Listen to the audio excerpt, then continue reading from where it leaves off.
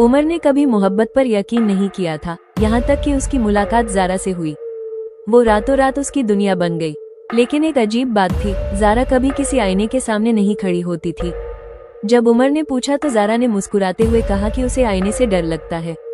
वो दोनों फिल्मों में जाते, पार्क में सैर करते, मगर ज़ारा कभी अपने घर नहीं बुलाती थी। एक रात उमर के जज्बात पर काबू नहीं रह सका। उसने ज़ारा के पीछे पीछे उसके घर जा पहुंचा। वो एक पुरानी कोठी थी जिसके बारे में मुकामी लोग कहते थे कि वहां 20 साल पहले एक लड़की ने खुदकुशी की थी। उमर ने देखा कि ज़ारा घर में दाखिल हुई, लेकिन वहां कोई रोशनी नहीं थी। दिल धड़क धड़क करता हुआ उमर ने दरवाजा खोला। अंदर एक पुराना सा हॉल था जहां सिर्फ एक आईना था जिस पर कपड़ा डाला हुआ था। अचानक उसे ज़ारा की आवाज सुनाई दी, उमर, तुम यहाँ क्यों आए हो? उमर ने मुड़कर देखा, ज़ारा सीढ़ियों पर खड़ी थी, लेकिन उसकी आंखें वो नर्म आंखें नहीं थीं जो वो जानती थी, बल्कि लाल थीं। ज़ारा ने कहा, तुम्हें जाना चाहिए अभी, लेकिन उमर ने इनकार कर दिया।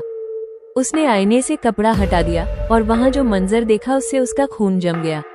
आईने में सिर्फ वो अकेला खड़ा था, ज़ारा का अक्स वहां मौजूद नहीं था। पीछे से ज़ारा की आवाज आई, मैंने तुम्हें मना किया था। उमर ने मुड़कर देखा तो ज़ारा का चेहरा बदल चुका था। वो पहले वाली मासूम लड़की नहीं रही थी। ज़ारा ने बताया कि 20 साल पहले उसे इस घर में कत्ल किया गया था और वह इस वक्त तक आराम से नहीं बैठ सकती जब तक उसका कातिल सजा न पा जाए। और कातिल था उमर का अपना बाप।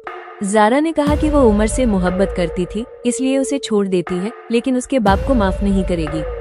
अगले दिन उमर अपने बाप के कमरे में गया। वहां उसे एक पुरानी डायरी मिली जिसमें उसके बाप ने लिखा था कि उसने एक लड़की को हाथ से मार दिया था और उसकी लाश को छिपा दिया था।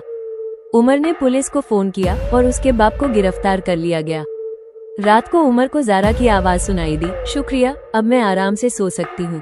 लेकिन उसके बाद ज़ारा कभी नहीं मिली। महीनों बाद उमर उसी कोठी के सामने खड़ा था जब एक नई लड़की वहां रहने आई। उस लड़की ने पूछा, क्या आपको ये घर पसंद है? उमर ने जवाब दिया, हाँ, यहाँ मेरी मोहब्बत हमेशा जिंदा रहेगी। और उस दिन से मुकामी लोग कहते हैं कि वो पुरानी कोठी अब खाली नहीं रहती, बल्कि कभी कभार आईने में 2 अक्स दिखाई